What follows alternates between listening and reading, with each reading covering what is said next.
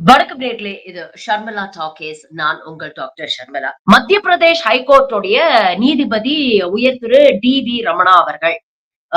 இவர் வந்து ஆந்திர பிரதேஷை சேர்ந்தவர். பூர்வீகம் இவருக்கு ஆந்திர பிரதேஷ்.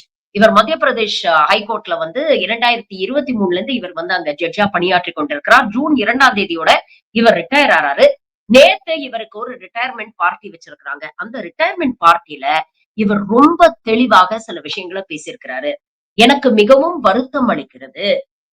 கோவிடுக்கு அப்புறம் என்னுடைய மனைவி உடம்பு சரியில்லாம போயிடுச்சு. அவங்களுக்கு பிரெயின் ரிலேட்டட் காம்ப்ளிகேஷன்ஸ் வந்ததுனால அடிக்கடி ஃபிட்ஸ் வந்துகிட்டு இருந்தது. என் மனைவிய பாத்துக்கிறதுக்கு என்ன விட்டா வேற யாரும் கிடையாது. அப்ப பெங்களூர்ல இருக்கிற நிம்ஹான்ஸ் ஹாஸ்பிடல்ல சேர்த்து அவங்கள பாத்துக்கணும் அப்படின்னு நான் ஃபீல் பண்ணேன். அதனால எனக்கு டிரான்ஸ்ஃபர் குடுங்க. எனக்கு கர்நாடகாக்கு டிரான்ஸ்ஃபர் குடுங்க. அப்படின்னு நான் ரொம்பவே வந்து சுப்ரீம் கோர்ட் கொலீஜியம் கிட்ட மன்றாடி கேட்டுக்கொண்டேன். 1 முறை, 2 முறை இல்ல, 3 முறை நான் வந்து கேட்டேன். அப்படி இருந்தும் என்னுடைய கோரிக்கையை நிராகரித்து விட்டு என்ன ஆந்திர பிரதேஷ்ல இருந்து மத்திய பிரதேஷ்க்கு ட்ரான்ஸ்ஃபர் பண்ணாங்க. This was done with ill intentions just to harass me. அப்படிங்கிற ஒரு விஷயத்த அவர் வந்து தன்னுடைய ஃபேர்வெல் ஸ்பீச்ல ரொம்ப வருத்தத்தோட அவர் பதிவு பண்றாரு. வேணும்ட்டே செய்யப்பட்டது. நான் இவ்வளவு தூரம் ரிப்பீட்டடா ரிக்வெஸ்ட் பண்றேன். என்னுடைய மனைவியோடைய உடல்நிலை காரணமாக நான் ரிக்வெஸ்ட் பண்றேன். இதெல்லாம் அவங்களுக்கு நல்லாவே தெரியும். தெரிஞ்சிருந்தும் என்ன ஆந்திர பிரதேஷ்ல இருந்து தூக்கி மத்திய பிரதேஷ்ல போட்டாங்க. அத வேணும்ட்டே தான் பண்ணாங்க. நான் நிலக்குலைஞ்சு போயிடுவேன் அப்படின்னு எதிர்பார்த்தாங்க. ஆனா மத்திய பிரதேஷ்ல இருக்கக்கூடிய பார் அசோசியேஷனை சேர்ந்த அட்வொகேட்ஸ், சக நண்பர்கள் எல்லாருமே எனக்கு நெறைய சப்போர்ட் குடுத்தாங்க. என்னுடைய கடமையை முழுமையாக செய்து விட்டேன் அப்படிங்கிற ஒரு நிறைவோட தான் நான் இன்னைக்கு ரிட்டயர் ஆறேன். ஆனா என்ன இருந்தாலும் இந்த வருத்தம் என்னைக்குமே என்ன விட்டு போகாது. இப்ப அவங்கெல்லாம் ரிட்டயர் ஆயிட்டாங்க. ஆனா கடவுள் இதெல்லாம் பார்த்துக்கிட்டு இருக்கிறாரு. நீங்க கும்பிடுற கடவுள் இதுக்கான தக்க பதிலடி குடுப்பாரு. அவருக்கு நீங்க பதில் சொல்லியே ஆகணும் அப்படிங்கிற ஒரு விஷயத்த பதிவு பண்ணியிருக்கிறாரு. இவர் டிரான்ஸ்பர் செய்யப்பட்ட நேரத்தில் யார் சீஃப் ஜஸ்டிஸ் ஆஃப் இந்தியா அப்படின்னு பாத்தீங்கன்னா, டி.ஒய். சந்திரசூட் அவர்கள். ஆரம்ப காலத்துல அதாவது சிஜேஐயா ஜஸ்டிஸ் சந்திரசூட் அவர்கள் வந்து பதவியேற்ற காலகட்டத்தில் பாத்தீங்கன்னா, பாஜக அரசை எதிர்த்து ஏகப்பட்ட கேள்விகள் கேட்கிறாரு. அதனால பாஜக அரசுக்கு தக்க பதிலடி குடுப்பாரு.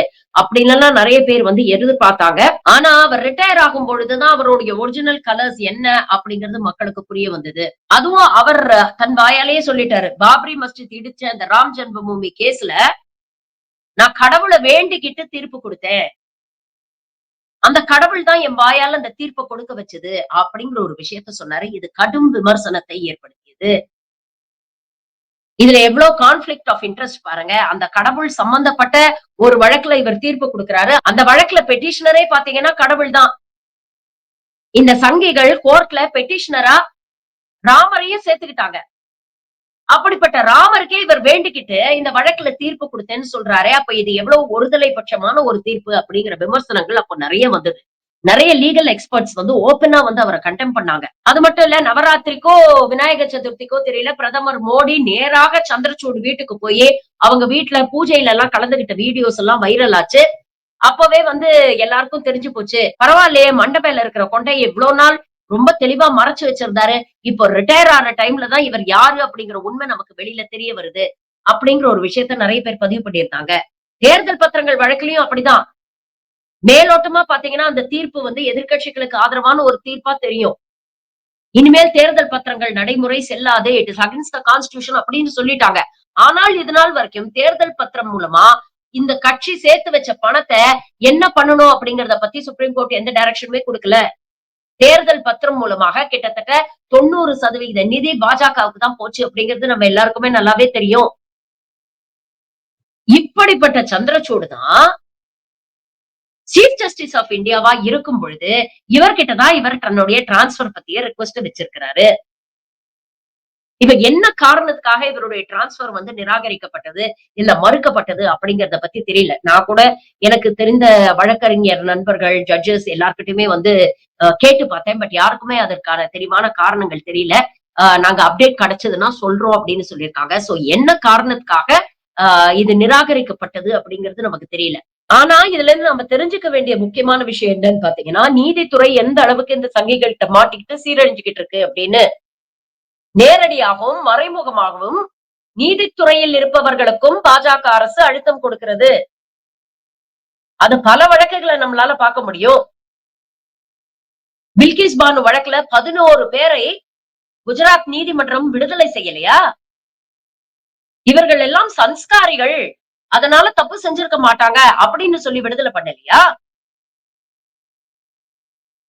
பல நீதிபதிகள் பாஜகவுக்கு ஆதரவாக தீர்ப்புகள் கொடுத்த நீதிபதிகள் பிற்காலத்தில் ரிட்டையர் ஆனதுக்கு அப்புறம் பாஜக அரசு அவர்களுக்கு கௌரவ பதவி கொடுத்து அழகு பார்த்த விஷயங்கள் எத்தனையோ இன்ஸ்டன்சஸ் இருக்குல்ல.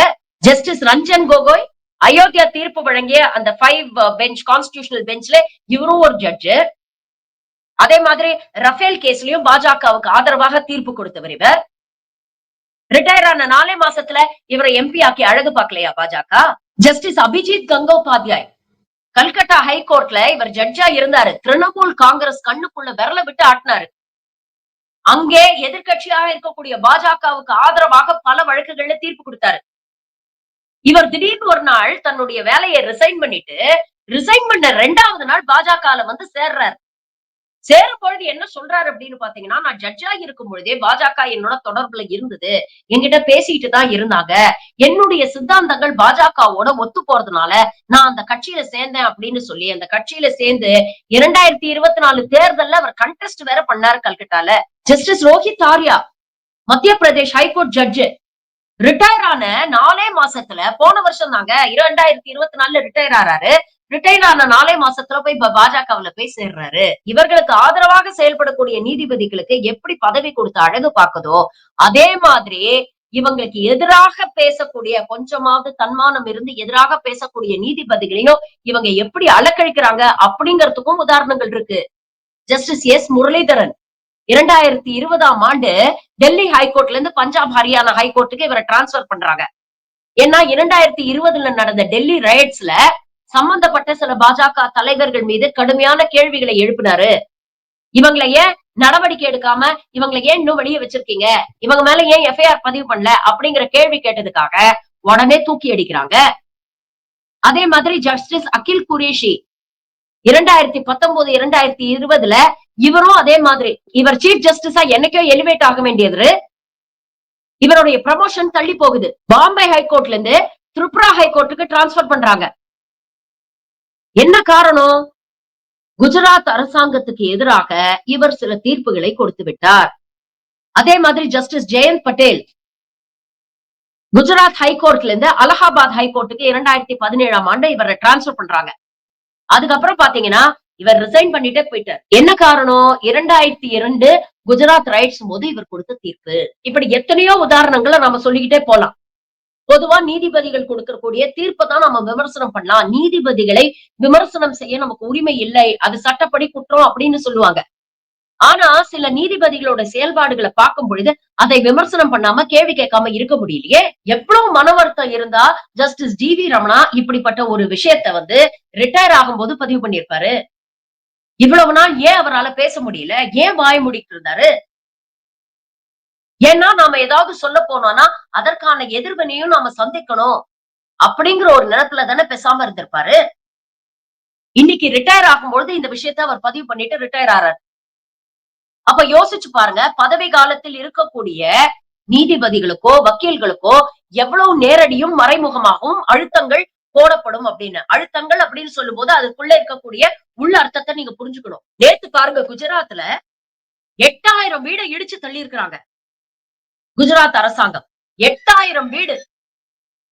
காரணம் என்னன்னு கேட்டா நேஷனல் செக்யூரிட்டிக்காக அப்படின்னு ஒரு காரணத்தை சொல்லியிருக்கிறாங்க. அங்க வாழக்கூடிய அந்த 8000 குடும்பமும் குஜராத் ஹைகோர்ட்ல போய் முறையிட்டு இருக்கிறாங்க. எங்களுக்கு முன்கூட்டியே எந்த தகவலும் கொடுக்கல, எங்களுக்கு ரீலோகேட் பண்றதுக்கான அவகாசமும் கொடுக்கல, நாங்க எங்க போவோம் அப்படின்னு கேட்டு இதற்கு உடனே இடைக்கால தடை விதிங்க அப்படின்னு கேட்டதுக்கு குஜராத் ஹைகோர்ட் மறுத்து இருக்கிறது. இங்க கரையோரம் இருக்கக்கூடிய வீடுகளை அகற்றுறாங்க அப்படின்னு திமுக அரசு மேல எவ்வளவு விமர்சனங்கள் வைக்குது இதே சங்கி கூட்டம். இத்தனைக்கும் கோர்ட் ஆர்டரை வந்து அவங்க நடைமுறைப்படுத்துறாங்க. 3 மாசத்துக்குள்ள இதெல்லாம் நீங்க கிளியர் பண்ணணும் அப்படின்னு சொல்றாங்க. இவர்களுக்கான மாற்றுக்கும் ஏற்பாடு பண்றாங்க. இவ்வளவு செஞ்சுட்டு தான் அரசாங்கம் இந்த வேலையை செய்யுது. ஆனா அங்க எந்தவித முன்னேற்பாடும் செய்யாம திடீர்னு ஒரு நாள் வந்து 8000 பேர் வீட நேஷனல் செக்யூரிட்டி அப்படிங்கிற பேர்ல இடிக்கிறாங்க. வயர்ல ஆர்டிகல் வந்ததுக்கு நான் ஸ்கிரீன்ஷாட் போட சொல்றேன். கொஞ்சம் கூட மனசாட்சி இல்லாம நடந்துக்கிறாங்களே, இதெல்லாம் வந்து ஜுடிஷியரி வேடிக்கை பார்க்குது.